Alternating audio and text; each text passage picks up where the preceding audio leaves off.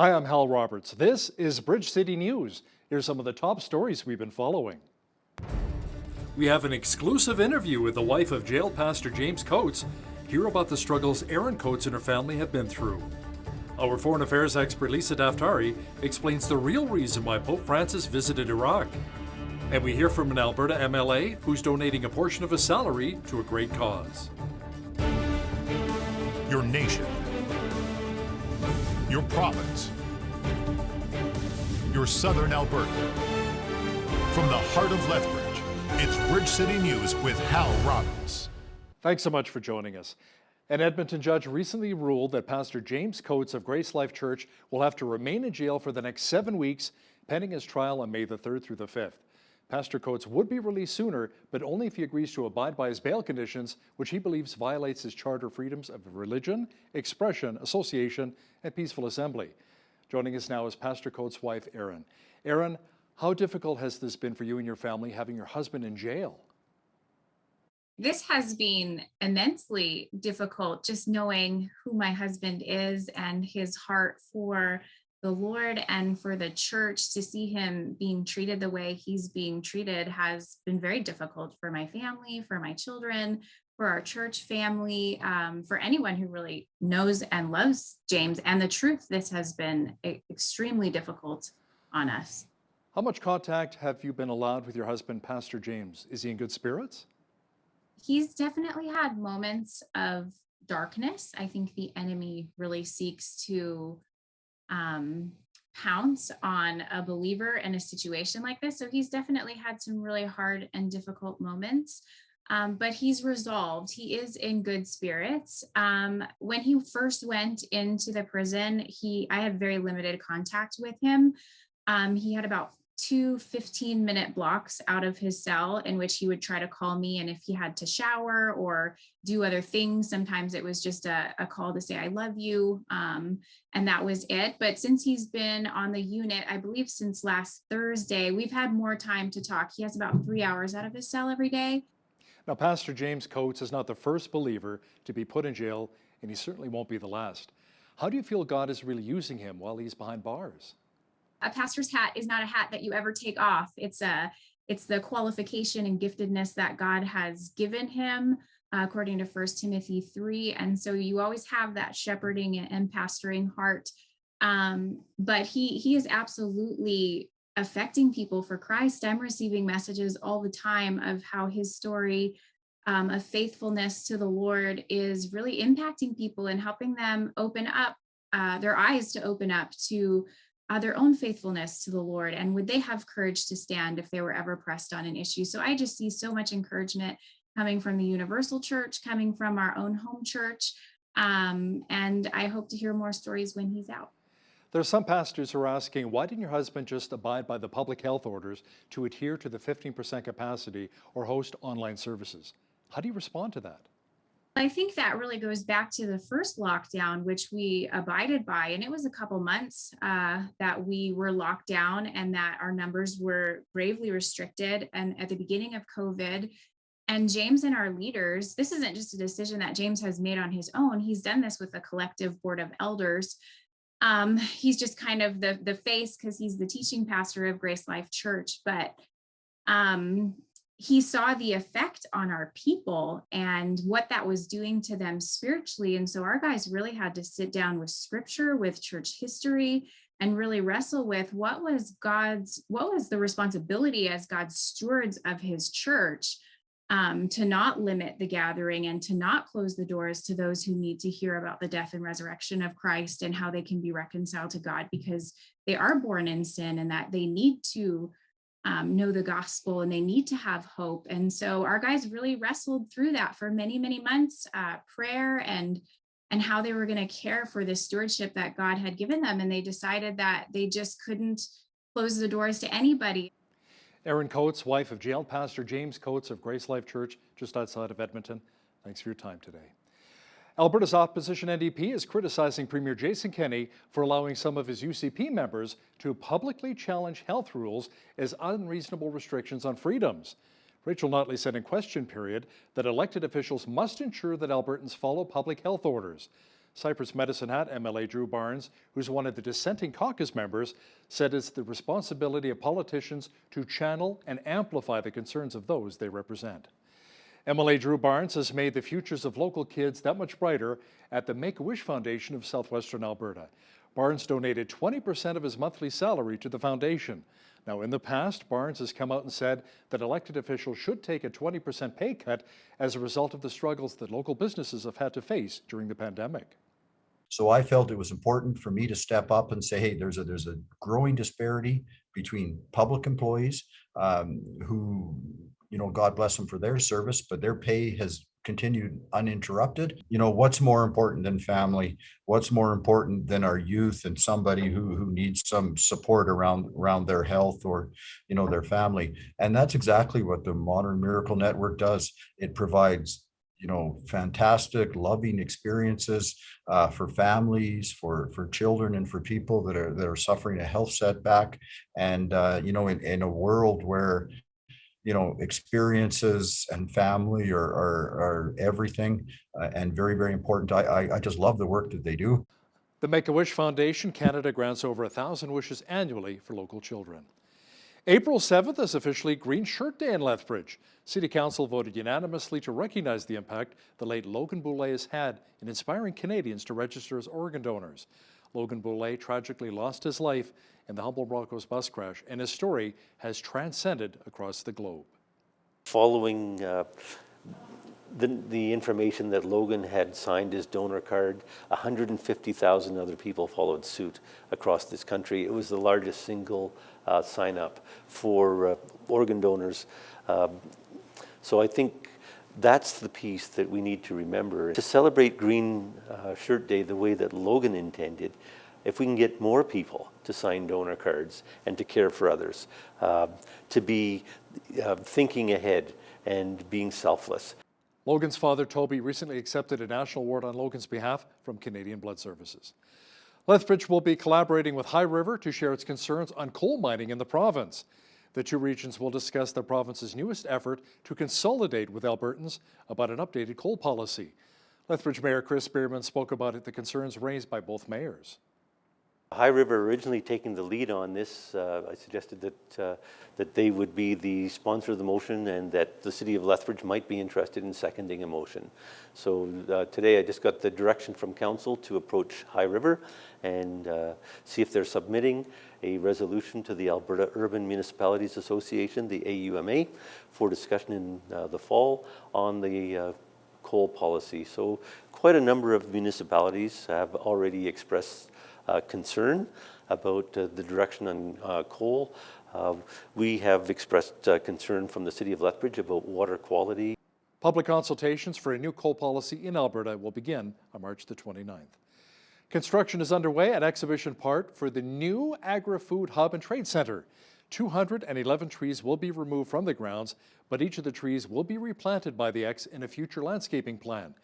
Trevor Lewington with Economic Development Lethbridge says this new construction for the centre will mean hundreds of jobs for the local economy. Modernization, the construction of the new trade center and the Agri-Food Hub is finally underway, so that's very exciting. It's probably going to be the most significant project in Lethbridge this year in terms of dollar value and size, so that's important to note that this is a major project. In the short term, it's going to create an estimated 500 to 700 construction jobs, so that's pretty exciting. That's a sector that's long suffered over the winter in particular, but also through COVID. We've seen a loss of construction jobs in our economy locally. So we're pleased to see a major project like this that will help kickstart the construction sector. Police in Medicine Hat seized more than $160,000 in drugs and cash following a bust in Mountain View County. Alert Medicine Hat's organized crime team also confiscated 4 firearms, including 2 loaded handguns. Some of the drugs seized included cocaine, fentanyl, methamphetamine, and magic mushrooms. 6 people from Medicine Hat and Didsbury were arrested and face a total of 27 criminal offenses. Lethbridge police have charged a 33-year-old BC man in connection with the robbery of a senior at a Northside business on Sunday. Police say a man walked into the business on 13th Street North around 1:30 p.m. and grabbed the cash the 81-year-old man had placed on the counter to pay for his purchase, then pushed him aside. Police caught up with the suspect on Monday night. Cody Pierce Gray of Sparwood, British Columbia, is charged with robbery and will appear in court on June the 1st. The Chinook Sexual Assault Centre had just celebrated its second anniversary in our community. From providing crisis support to counselling, the nonprofit group says it has seen a lot of growth since opening its doors a couple of years ago. According to the group's executive director, Christine Cassie, sadly, they've also seen an influx of assaults on children. The first 2 years of operation, which would have ended around the end of December, we'd actually had 525 people that we've served in those 2 years.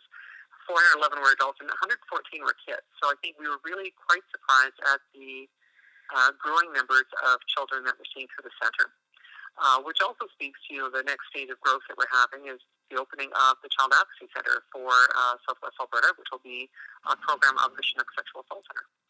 The centre also advocates for sexual assault survivors in Raymond, Tabor, and Coaldale. As we've reported on Bridge City News, the province has slowly reopened more of our economy, but many argue it's simply not enough. I asked Lethbridge East MLA Nathan Newdorf when we can expect more restrictions to be lifted to help so many business owners who are struggling right now. In order to protect people's lives on a medical front, we've done, I think, a reasonable job of that. But now we need to look at the rest of it. We need to open up all of our economy.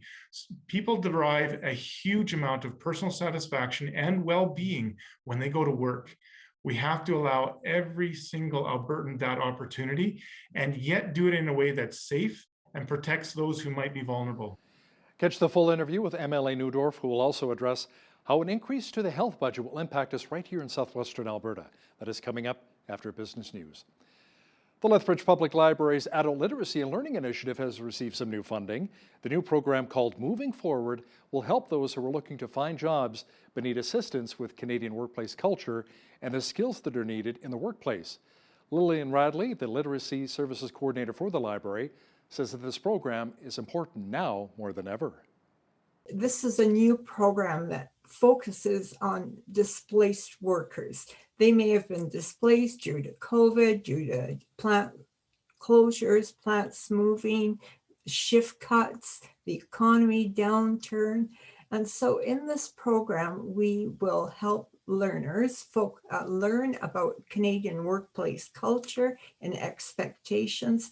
And at the same time, we're going to be focusing on identifying the gaps that they may have in their essential skills. The program will run from April 12th through May the 7th. Owners of a barber shop in central Alberta are celebrating after charges they faced after opening in defiance of public health orders were dropped.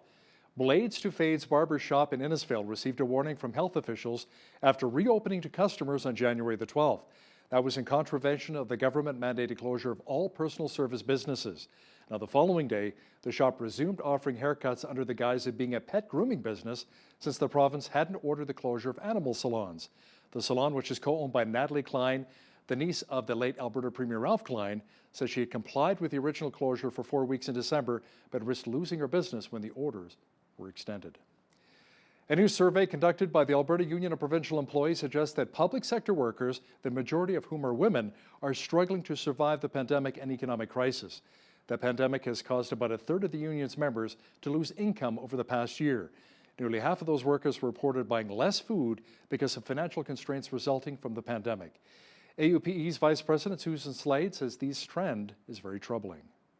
So a lot of female jobs or feminized jobs have a lower pay to them. So that's what we're seeing right now. And I think that's what we're seeing within this survey. The pandemic has hurt working women the most.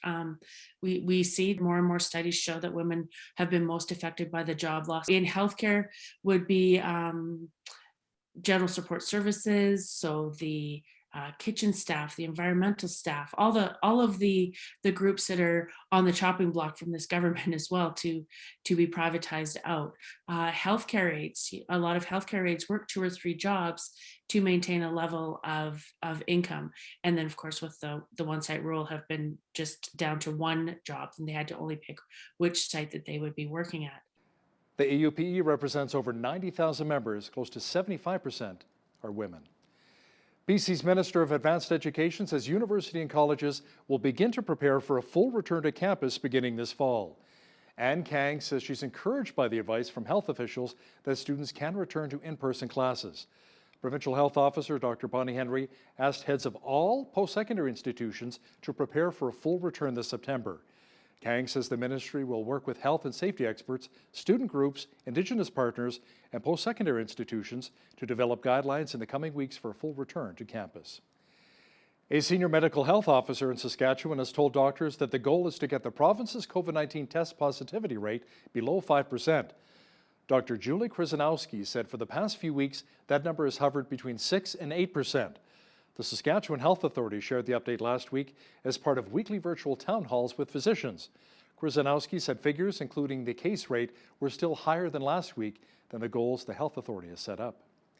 There's some pretty big news in Manitoba. The city of Winnipeg broke a 119-year-old record on Monday. Environment Canada says the city experienced its warmest March 8th on record when it hit 14.4 degrees Celsius. The previous record was 6.7 degrees in 1902.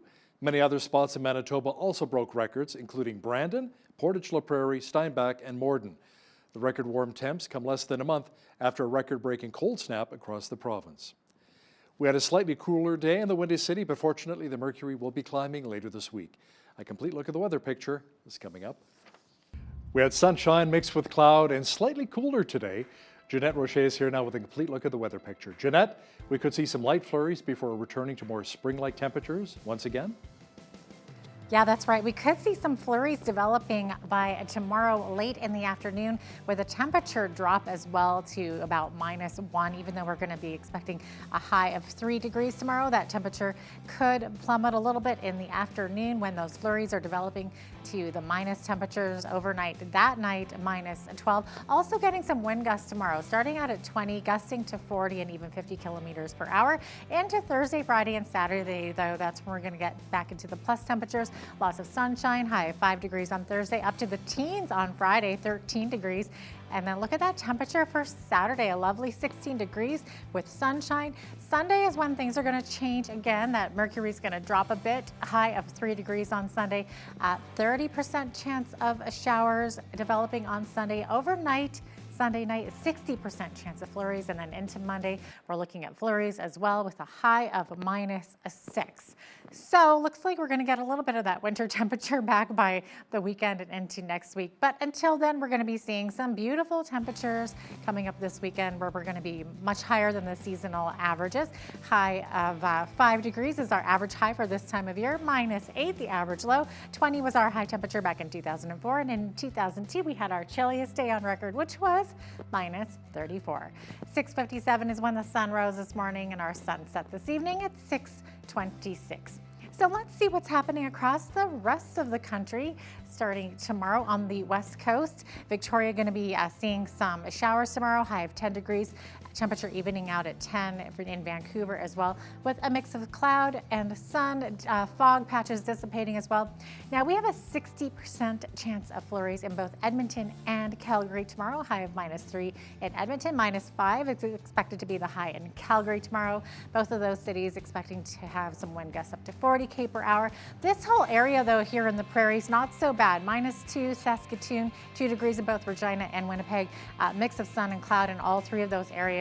And not bad with the wind either, about 20 kilometers per hour for all three of those prairie cities. Now, as we get into central Canada here, we have showers developing late in the afternoon in both Toronto and Ottawa tomorrow. High at 15 in Toronto, 12 degrees in Ottawa, 9 degrees in Montreal with beautiful sunshine there. Over to Atlantic Canada, sunshine as well in Fredericton, high of 6 degrees, 6 as well in Halifax tomorrow. Mix of sun and cloud in Charlottetown with a high of 3 and 2 degrees in St. John's, Newfoundland with wind gusts up to about 40 kilometers per hour. Not too bad of a day there. There you go. That is your forecast. The latest outlook from the Organization for Economic Cooperation and Development says global economic output will surpass pre-pandemic levels by June. The Paris-based group says the global economy is bouncing back faster than expected, due in part to successful COVID-19 vaccines and stimulus efforts in many countries. It says strong fiscal support in the United States should lead to beneficial spillovers for other economies, including Canada and Mexico. The OECD is forecasting Canada's economy will grow 4.7% this year, while the U.S. is slated to grow by 6.5%. Nissan is recalling more than 854,000 cars in Canada and the United States because the brake lights may not work. The recall covers certain 2016 through 2019 Sentra compacts, including 47,000 in Canada. Nissan said it is not aware of any crashes or injuries caused by the problem. Dealers will replace the stop lamp switch near the brake pedal when sufficient parts are available in the fall. Canada's Heritage Minister says the aim of making changes to Canada's broadcasting law is to regulate online and video streaming services similar to conventional broadcasters. Minister Stephen Guilbeault, however, says homegrown content carried online won't be regulated under the legislation. If Bill C-10 passes, it would expand the authority of Canada's broadcasting regulator, the CRTC, to include online video and music streaming services. Opposition MPs say the new legislation appears to exempt online giants, including Facebook and Google, from CRTC regulations. Air travel in Canada and the U.S. has not recovered from the pandemic, but it appears as though more and more people are flying. That, along with the rollout of new vaccines, helped push up stocks higher. Fitch Ratings says the rollout of multiple vaccines has increased the likelihood of what it calls a meaningful rebound in air travel beginning in 2021. American Airlines, meanwhile, says it plans to raise $7.5 billion by borrowing against its frequent flyer program and using the funds to pay off a federal loan that it got during the early days of the pandemic. Now, here's a look at today's markets. The TSX was up 141 points in the day to finish at 18,599. The Dow was up 30 points to 31,833. The S&P 500 was up 54 points to 3875, and the Nasdaq was up 464 points on the day to 13,074. West Texas Intermediate Oil was down $1.24 to 63.81 US per barrel. Natural gas was down a cent to 2.65 US. Gold was even at 17.1610 US an ounce, and silver was also even on the day at 25.94 US an ounce. Wheat is at $308 per metric ton, barley's at $310, canola's at $7.93, and corn is at $344 per metric ton. Live cattle were up 30 cents to $119.65, feeder cattle were up $1.80 to $137.15, and lean hogs were up $1.05 to $88.35. The Canadian dollar was up slightly over the past 24 hours to 79.14 US.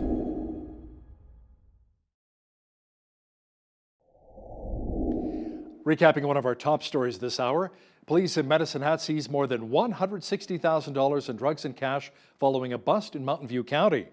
Alert Medicine Hat's organized crime team also confiscated 4 firearms, including 2 loaded handguns. Some of the drugs seized include cocaine, fentanyl, methamphetamine, and magic mushrooms. 6 people from Medicine Hat and Didsbury were arrested and face a total of 27 criminal offenses. Our foreign affairs expert Lisa Daftari explains to BCN's Jeanette Rocher the main reason why Pope Francis went to Iraq recently. That Q&A is coming up. So much happening around the world, from the Pope's visit to Iraq to sexual harassment allegations of New York's governor. Here to talk about it all is foreign affairs correspondent Lisa Daftari. She joins me now from Los Angeles. Lisa, welcome. Good to have you on again. Thank you. Okay, so Lisa, during the Pope's visit to Iraq, he went to Mosul. In that city, Muslims and Christians witnessed the worst of ISIS's rule as they carried out many atrocities, which included beheadings and mass killings. So Pope Francis called on Christians to forgive and to rebuild. Maybe tell us more about this. Yeah, what an interesting juxtaposition, right? You have a city where that has faced so much darkness. As you said, ISIS went on the rampage. There's so many who were brutally murdered, beheaded, raped, pillaged. I mean, families torn apart. It has not been a place where we've heard good news from in a long, long time. And now to have the Pope, someone who represents, freedom of religion, the really coming together in Christianity, but also in just its monotheism. He represents so much to so many people. And for him to stand there and call on the world to come together peacefully, to forgive and forget, to rebuild. And remember, this is the first time a Pope has visited the Middle East, the first time Pope has made this kind of a trip to a war-torn area like this, and his message will truly resonate. We're also looking at a time where, the Iranian regime continues to march on, create very, very terror-filled, war-ridden scenarios in Yemen, in Iraq, in Lebanon, in Syria. The list goes on and on. So for the Pope to really, he's standing in confrontation to this type of behavior and saying, let's turn the page and let's have a different future for the Middle East. Yeah, it's amazing, isn't it? Now, about 10,000 people attended Sunday Mass, which the Pope himself performed.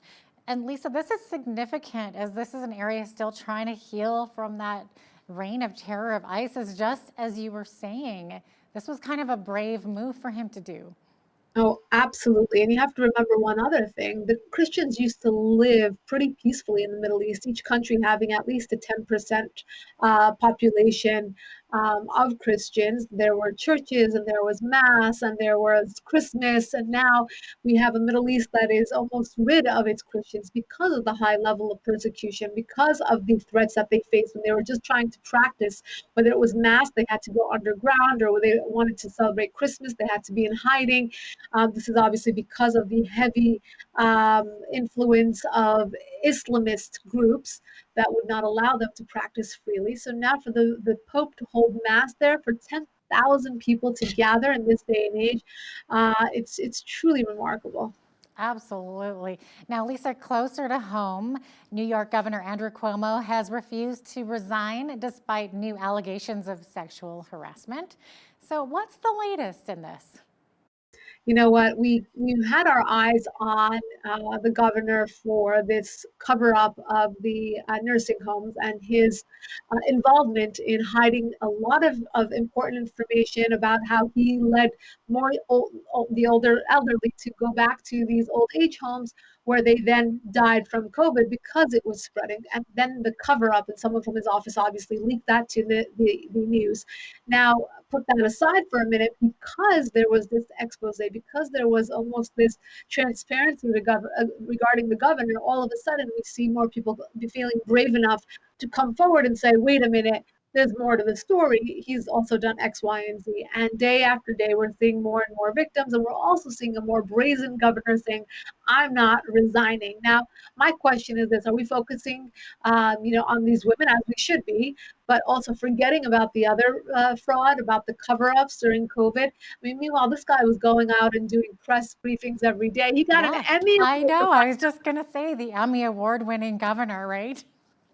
He wrote a book. Unbelievable. Yes. I mean, while he's hiding all this information, he's off getting all these accolades. So, we need to back up and really put this guy under a probe, which there will be, and to, maybe force a resignation if he's not going to move aside. This is awful behavior for anyone, let alone someone who's in the who's in the position of power and responsibility, like the governor of New York. Now, Lisa, after the success of passing the COVID-19 relief package, President Biden is opposed to ending a filibuster and wants to attempt a coalition to work with Republicans and independents in order to get things done. So is this even possible? What are your thoughts on this?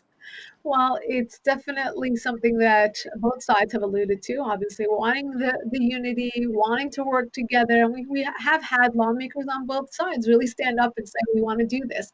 But unfortunately, we're in a place that the country is so incredibly divided. And leading up to the election, even after the post-election time period, they're just too far apart to bridge any gap. And of course, there are moderates on both sides, and they feel as though the rift is much smaller, shorter than others. But there are extremists on both sides as well. And because of that extreme ideology, it seems that the two sides are very far apart, and coming together in unity for any reason is going to be much more difficult than just some great talking points. This is a very difficult time for our country. We're facing obviously the COVID pandemic and economic recovery, so much more, in addition to threats from the outside, whether it be China or cyber hacking with the Iranian regime, and the list goes on. So it definitely is a time where unity is necessary. It would definitely give us some leverage over some very important issues if we could unite. But I think it's going to be a very, very long time before we see actual unity. Yeah, and you'd mentioned threats from outside. So speaking of the president, Biden extended the country's state of emergency against Iran by another year. Can you tell us more about that? This is a very interesting situation. The Biden administration, on the one hand, is inviting Iran to sit down to talks, is, talking about how they're going to make it easy on them. The Europeans have put less pressure on the Iranian regime to make it easier on them, to bring them to the negotiating table. The Biden administration has taken the Houthis off the designated terror list. So we've made it quite easy for the Iranian regime to come back to the negotiating table. At the same time, we saw the targeted missile attack in Syria on Iranian assets, and now we're extending the emergency powers against Iran for another year. So they're making it a little bit confusing for us. Are we trying to make it easier for them, or are we not trying to make it easier for them? Well, I think the answer lies within the reality of the situation, which is to say the Iranian regime continues to march on towards a nuclear weapon. It continues to march on with its terror activities in the region. It continues to flex its muscles about its nuclear program. This month alone, they have threatened to take uranium enrichment up to 60%. They have said no to any IAEA surprise inspections, meaning they want to be the ones to call the shots. So it doesn't really look good. It's very difficult to say we want to have another deal a la 2015 with a regime that's non-compliant, that is flexing its muscles and acting like a regional bully. So it just doesn't look good in their favor.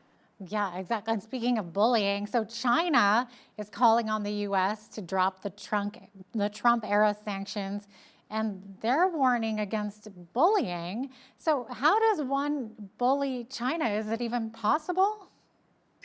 It's an opposite day. It's interesting because, with China, they were non-transparent about anything doing with COVID. The WHO went into the country and came out with no answers because they weren't being compliant. They have ripped us off continuously with regards to anything having to do with intellectual property. They're just all over the map. They haven't played fairly from day one, and that's what President Trump campaigned on, let alone during his presidency, obviously was trying to target the Chinese government and say, look, you either play fair or you're not going to play at all. And now with President Biden in the White House, everyone thinks, well, there's a new sheriff in town and he's going to be really easy peasy on us. So starting with China, he's calling for the sanctions to be removed, to stop quote unquote bullying in the Trump era policies. The Iran regime is doing the same. They're just thinking that the Biden administration is not going to be as harsh on them or as reactive towards the realities that we're seeing. We don't have an America first kind of president right now, but at the same time, the reality on the ground speaks to a threat. China is a big threat to the United States. Iran's regime is a big threat to the United States, and hopefully the Biden administration will act accordingly, and they will put partisan politics aside and say, this is what needs to be done in order to protect the United States and our assets. Yeah, absolutely. Now, changing gears just a little bit here. So pretty much all of America, all of Canada, North America, we tuned in to a big interview last night. Oprah Winfrey had her much anticipated interview with Prince Harry and Meghan Markle to talk about their life before and after stepping down from senior royal duties. So what has been the reaction in the US, if anything at all? Yeah, a lot of people watched it. I think people hate watched it, meaning they just needed to know what happened so that they could tweet about it or post about it, or they can just keep up with all the memes that we're seeing today in reaction to this interview. Look, one of the ones I loved that I saw was, here they are doing their millionth interview saying that they want to be out of the public eye. So true. I didn't watch it. I just felt it was, not necessary to watch gossip. For her to have this opportunity to marry into the royal family, for her to then become much more famous, to get this type of interview with Oprah, whereas she would never have been even recognized by Oprah in the past, and then to say that, she is going to, she basically trampled the royal family publicly. Just keep your dirty laundry to yourself is what I thought. Yeah, does it even serve a purpose, really? When you think about it, whose agenda is it going to advance? So speaking of royalty, Lisa, you were mentioning that you had the opportunity to speak with a real princess yourself today. Let's hear about that. Yes, another reason why I didn't watch is because I was preparing for a very big interview I had this morning for the Los Angeles World Affairs Council. They hosted Princess Yasmin Pahlavi. She is the wife of Reza Pahlavi, who is the prince of Iran. He's the son of the Shah of Iran, who was toppled in 1979 in the Islamic Revolution in Iran. He is the last king or monarch that the Iranian people knew, and his wife is doing wonderful things. She's using this platform, although she never served in power as a princess. She married a prince, and they've lived in the Washington, D.C. area since they got married. So it's been a while, but she's using her platform to raise awareness about refugees, about mental illness, about all kinds of wonderful causes. And I was able to sit down with her today virtually. We had over 1,000 people watch. So that was, in the day and age of COVID, these are the silver linings where we have now this ability to gather, not in just a physical space, but to do it virtually and get a lot more people to watch. And it felt like a tight, cozy interview, just like I would be sitting next to her at a coffee table and doing the interview. Absolutely. I was going to say, she sounds like she's doing amazing things. Absolutely. Now, you'd mentioned the pandemic and having to go over, Zoom and Skype these days instead of being in person. So let's look at what Sweden has done. So in the beginning of the pandemic, Sweden chose to keep its society mostly open, only implementing a few restrictions. But in the past few months, the government has taken a much stronger stance. So what changed that government's mind? With regards to Sweden's going through a lot of different changes right now, and it's interesting to see how its society reacts to each thing. First of all, they have a very interesting, I would say obedient, I don't want to use the word obedient, but they definitely have a more unified population where they have gone along with whatever the government has wanted. They said, they're going to leave everything open, and they were able to overcome COVID. They didn't have a surge. They were able to keep their numbers low and to continue that way. Now they have announced a ban against and any headscarves or face coverings to prevent burqas and to really what they want to create is a homogenous society. Obviously, this is there has been a lot of outcry by the Muslim community because they said, first we went along with that. That was COVID. Fine, that's over. We're not wearing any masks, but we're wearing our headscarves, which is a religious duty. Look, they have taken the opposite approach from the rest of Europe. You can take, for example, France. France was extremely welcoming to its more religious Muslim populations. They even had areas where they lived on their own, obviously wore burqas. It became that, even parts of Sharia law were brought into society. And then they talked about the Prophet Muhammad as a cartoon and why there was a backlash, and even mentioning that this existed resulted in that teacher getting beheaded and resulting in a ban across the Muslim world and protests in France and across the Muslim world against Macron, against what France had done. And France is in a bit of a situation where they didn't push for more assimilation. They were extremely lax about these laws, and it turned out that they came to realize that they made a mistake to some extent, to allow freedom of religion, but not to allow it to interfere with the rest of society, to allow it to interfere with assimilation for the rest of society in schools and universities and such. So Sweden is taking a much more extreme approach, and we'll see how that pans out in coming days. This was just announced. Yeah, absolutely. Well, thank you, Lisa, for your thoughts on all of these important issues happening around the globe. It looks like we are out of time, but we're always so grateful to have you on our show. My pleasure. Thank you. The Alberta budget is out. Now, what does that mean for Lethbridge and Southern Alberta? COVID-19 continues to present us with a lot of challenges, and where are we headed over the next few months? Joining me now to talk about some of these interesting challenges is Lethbridge East MLA Nathan Newdorf, joining me from his Lethbridge office. Nathan, the budget is forecasting an $18.2 billion deficit with annual interest payments on that debt hovering around $3 billion. Let me ask you, is this really sustainable? Well, this is something that we had to do in the short term, Hal.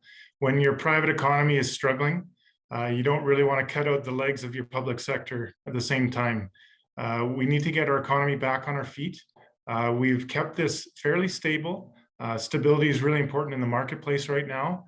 And we do have a path forward. I think you can talk to just about anybody out there. They recognize that tough times are tough times, and the government has to be there to stabilize things. And I think we've hit the mark on this budget. What kind of feedback are you receiving from constituents, though, on this deficit budget? Well, you know what? Again, we're getting, for the most part, we're getting a lot of understanding.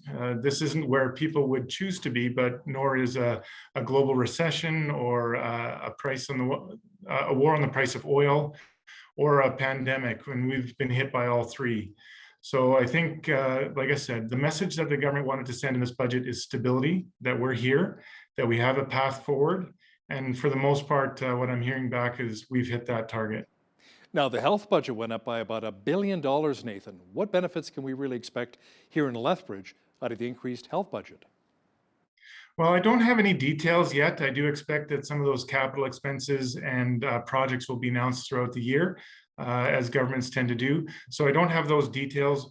But what I do know is that this South Zone, in terms of healthcare, has been leading the province in terms of efficiency, innovation programs, for years. They've done a great job with that. And I expect that whatever dollars they get or investment, capital investment they receive, it will be well used and well managed. Now, the province has reached a tentative deal with doctors in the Alberta Medical Association. Do you think this will really keep doctors from leaving the province and hopefully attracting even maybe more physicians to Southern Alberta?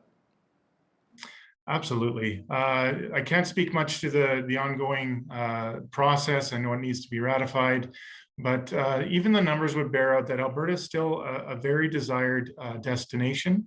In 2020, we actually had a net increase of almost 250 doctors coming to Alberta, even though we were in some challenging times. And again, stability is the word that allows that to continue to flourish and grow and meet the needs of our citizens here in Alberta. Now, there were some cutbacks in education funding. To what degree will this affect Lethbridge College and the University of Lethbridge? And yeah, I'll make a slight distinction there. It's education funding was stable or went up a little bit, but advanced ed, there were some reductions. That is a challenge, possibly more than any of my colleagues with a college and a university in town. It has a double impact. So I have met with both administrative teams. They are just excellent to work with. They've got a plan to work forward. I'm working with them on some innovative ideas, and hopefully some things would allow them some flexibility to make some of these transition and changes.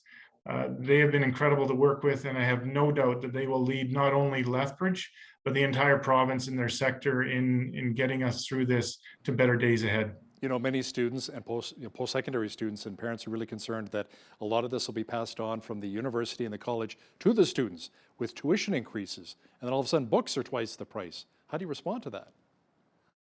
Well, there's a reality. There's a reality there for sure. I have 4 kids of university age this year, and 4 of them that will have taken part in some sort of class or course load.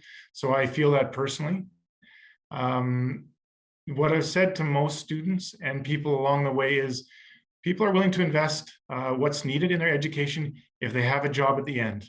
And that's where I can really make a difference and really focus and really work on making sure our economy gets on its feet. So that investment by the students is worth something at the end.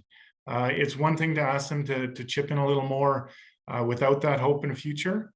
But if that's there, let me tell you, Harvard isn't free, but they don't have any problem packing the house out and people paying top dollar. Why? Because they can get a really good job at the end. That's what I'm after in Alberta. And I'm working on the positive side of that equation and doing what I can there, while also helping the university administrations doing what they can to manage their side of it. Now, what about municipal funding, Nathan? Is the city of Lethbridge going to see any cutbacks or potential increases? Yeah, it's a little bit of a story of both. So over a 4-year cycle, the funding is pretty constant with what they would have seen in a previous 4-year cycle. But due to economic pressures, mostly related to COVID and needing to relaunch Alberta, we've pulled a lot of that funding forward. So if we start today and look at the next 3 years, municipalities will see roughly a 25% decrease in funding, but we've pulled a lot of that funding forward. So this is really going to be on the shoulders of municipalities to plan well. Those dollars are here today to get us back on to the spending that they need to do for investment in their capital projects, and it'll roll out over the next couple of years. But again, you don't want to spend all your allowance today, Hal, and not save anything for tomorrow. So there's going to be a little planning needed. Now, Nathan, there have also been some concerns voiced about provincial cutbacks to agriculture when it comes to applied research. As you know, here in southwestern Alberta, horticulture, agriculture, that's our bread and butter. Your thoughts? Mm-hmm. Yeah, that's another one I'm keeping my eye on. I'm calling this one a ministry in transition. A lot of those dollars went from the agricultural file to our advanced education file. And we have top-notch institutions at the college and university. So I've asked them to work with research so we make sure we end up on the right side of this. But a lot of people have shared your concern, and I'm watching it closely to see where we end up and where we land on this. Having farmer-led research, having industry-led research is great, but it's also something that is, like you said, literally our bread and butter, and we want to watch that closely for the future. Now, let's talk about funding when it comes to combating the opioid crisis here in southern Alberta and to help provide facilities for those to recover, maybe turn their lives around. Any new money coming in that regard?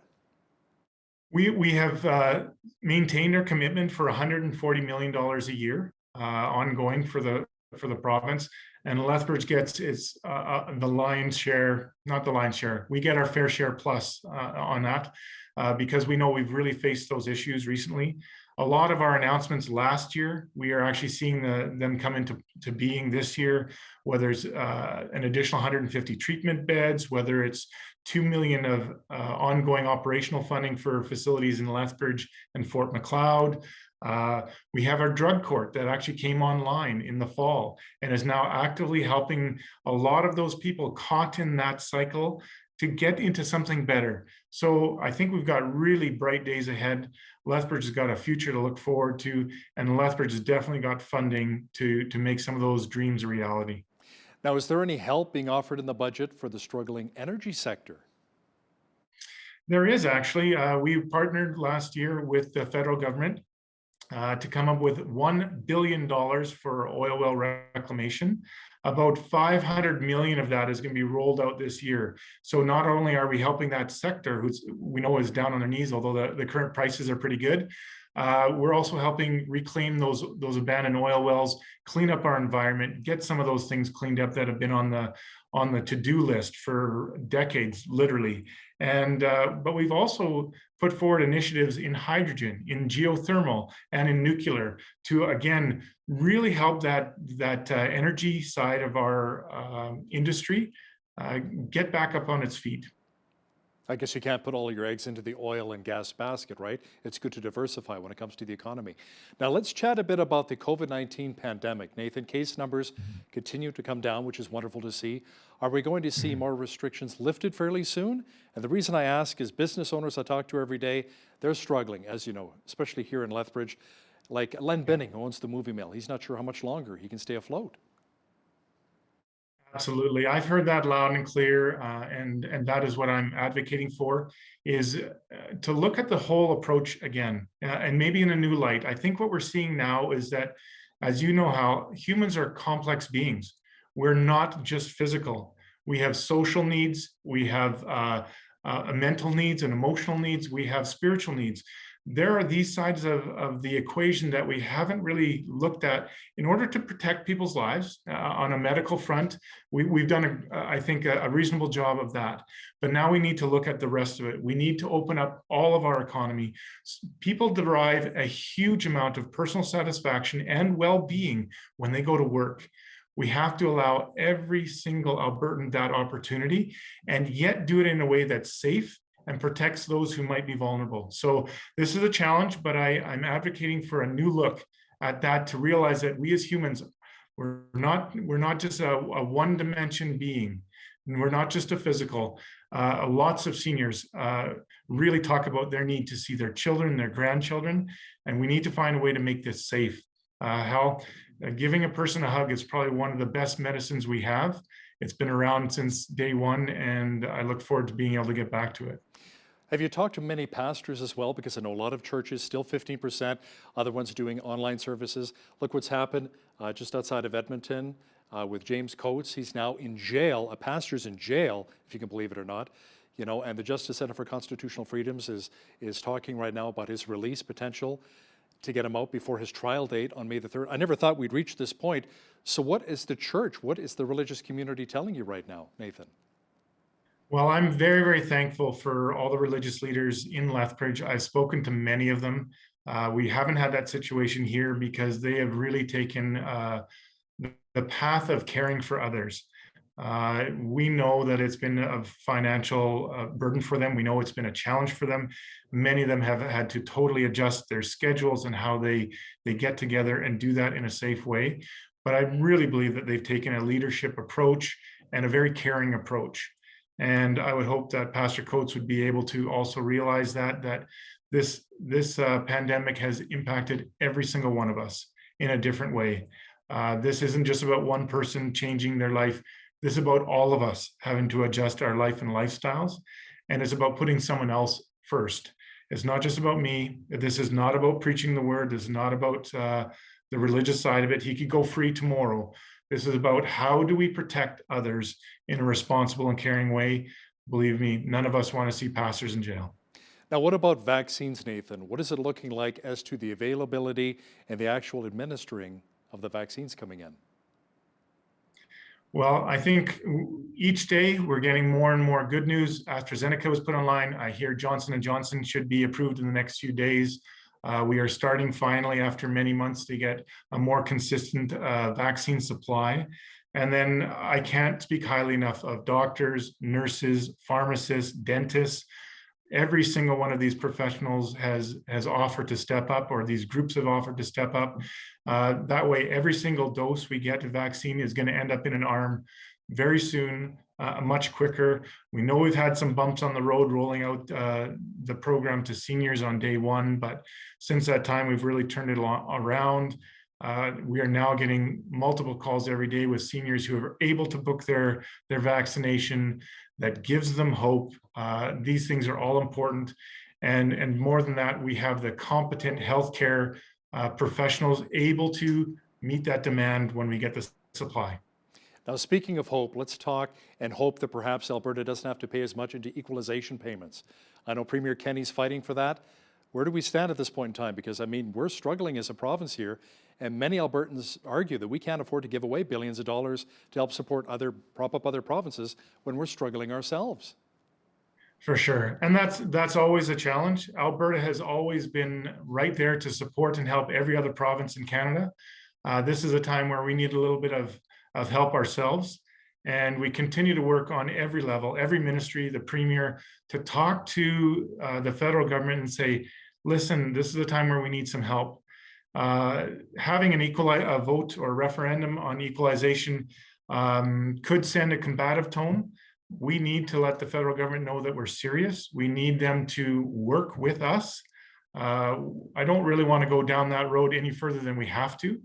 Everybody I talk to pretty much loves Canada. I love putting on the red and white at Olympic time. I love putting on the red and white whenever we're facing the Americans in any kind of situation. But we need a little help, and that street needs to go both ways. And we're doing what we can to make sure that we get recognized for the good that we bring the country year after year, faithfully and pretty much without complaint. So yeah, that's an ongoing discussion. As you know, it's not simple and it's not a one and done. We got to keep working at it. Now, speaking of referendums, do you think there would be the potential of a referendum on an HST, a provincial sales tax, harmonized with the GST to help balance the books and get Alberta out of red and back into black? I mean, to take away the Alberta advantage, I'm a native Albertan like yourself, and I can't possibly see that happening in our province, but stranger things have happened, Nathan. True. I think the Premier has been very clear that's not going to happen this year, and I would doubt it would happen this term. It's a conversation that we as Alberta need to have. If there was ever that conversation, it would absolutely go to a referendum, so Albertans would have their voice and their say. I, for one, have heard from quite a variety of people on that. And I couch it in the phrase of a tax reform. It's not the simple silver bullet. It's not going to save us from every woe.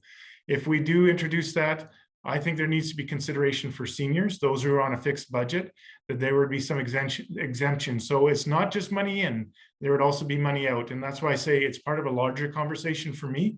And if we reform things to become more efficient, I'm okay with that.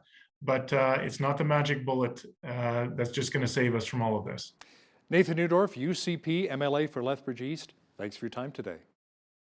Thanks, Hal. Appreciate it. On behalf of all of us here at Bridge City News, I'm Hal Roberts. God bless, and thanks for watching.